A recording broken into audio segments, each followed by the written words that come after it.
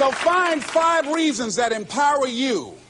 Why is it that you deserve your goal? What are the 5 reasons that you won't give up when life catches you on the blind side?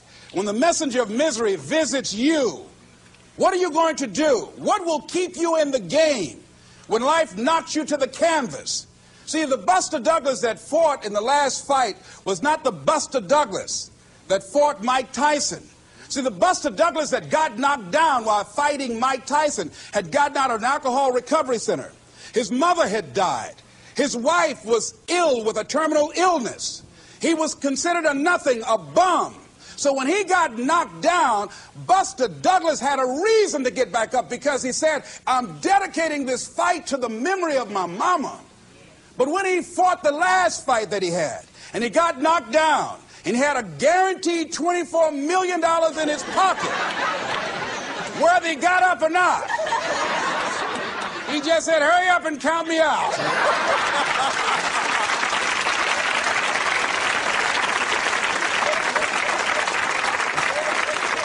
And I don't blame him. Why get hurt? He said, no, why'd you leave so soon? Somebody's about to get hurt, me. So you got to have some reasons that when life knocks you down, and it's going to. Hello, it's going to knock you down.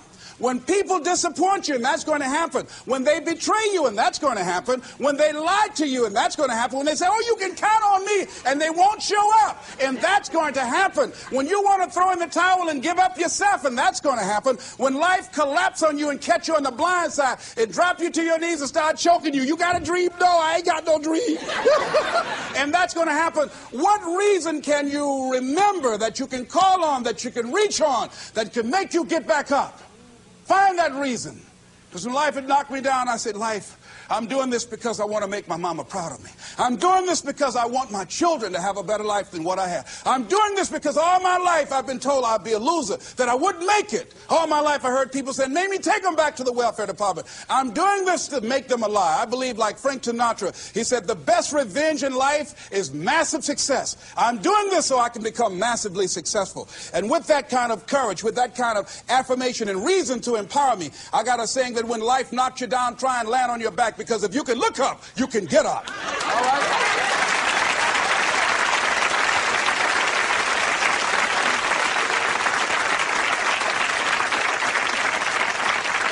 So when you run out of money, when things don't work out for you, when things happen that you could not anticipate, what are the reasons that you can think of that can keep you strong, that can keep you in the game, that will be your rod and staff to comfort you, that can be your bridge over troubled waters? Those reasons are very important. Nietzsche said, if you know the why for living, you can endure almost anyhow. So find out the reasons that you do what you do. Find out the reasons that will make you strong, that will make you walk by faith and not by sight, that will make you pursue your dream when everybody is against you or don't believe in you no more. And let me tell you something, that's a lonely feeling. It's a lonely feeling, particularly people that you're doing it for, or people that stand to benefit the most, or people who should be the #1 members in the encouragement club, but they end up saying, you can't do it, and they become members of the discouragement club. Oh, it hurts very badly. I know what that's like. Have people that you love close to you that look at you with that look and say, why don't you try something else? Why don't you give up? I said, but this is my life. I have got to do this. Les, you had a good job at Sears. That man like you. Mama, I can't go back to Sears. I got to be my own boss. I can't do that. I mean, you know, it's ladies and gentlemen, you know, when you work on a job that's dead end, you can see the ceiling already. It's like going in the middle of a movie. And after you've seen the movie, sitting back through that over again, there's something missing. You know the hero's not going to die. You know what the outcome is already. And so that's why a lot of people, a lady was telling me, she said when she went to work, it felt like a refrigerator fell on her shoulder as soon as she stepped in. Because she knew she'd gone as far as she could go. See, they're paying her just enough to keep her from quitting, and she's worked just hard enough just to keep from getting fired. How many of you know people like that? Raise your hand. The ones of you didn't raise your hand, you're the one. I'll just tease it, all right? Here's something else. Make a commitment to be happy. See, you know, I have you laughing a lot. See, life is too short going through it looking hopeless, tired, and ugly. Sometimes we take life too seriously. Oh, no. Make a commitment to be happy. Find little things just to get tickled about. And laugh. Find ways to be happy in the moment. A lot of people say, well, I'll be happy when I pay off all my bills. No, no, no. I'll be happy when I get my divorce. Oh, no, no, no. I'll be happy with the children gone. Oh, no, no. You want to be happy now. See, there are no guarantees. No one say you're going to be here 2, 3, or 4 years from now. So you want to be happy right now, in the moment. Repeat after me. I must make a commitment. I must make a commitment. To be happy. To be happy. Right now. Right now. Right now. Right now. Is all I got. All I got. Shake somebody's hand on your right and left and say, you deserve to be happy.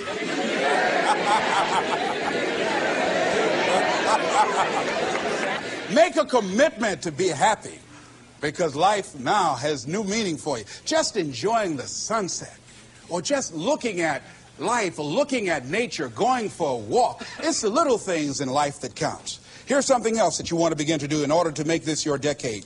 You want to begin to get all the toxic people out of your life. Hello? Energy drainers, get them out of your life. See, ladies and gentlemen, it takes a lot of energy to reach your goal. It takes a lot of emotional, mental, and spiritual energy to reach your goal. And you can run faster with 100 who want to go than with one around your neck. So there are two kinds of relationships. Sid Simon talks about this. Nourishing relationships and toxic relationships. Nourishing relationships are the relationships that inspire you. They motivate you. They bring the best out of you. Toxic relationships are relationships with people that always criticize you. All they can do is find fault. All they can do is just exploit your weaknesses. All they can do is remind you of the mistakes that you've made in the past. These people are bad for your health. Toxic people can run your blood pressure up. One apple can spoil a whole barrel. One negative energy drainer can spoil your whole life. I know people whose lives have been ruined because somebody wasn't good for them. See, there are some people that aren't good for you. Hello? They aren't good for you. You've got to get them out of your life. See, a lot of people put up with a lot of foolishness because they don't want to die by themselves. Here's what I believe. I believe in a one-to-a-box theory.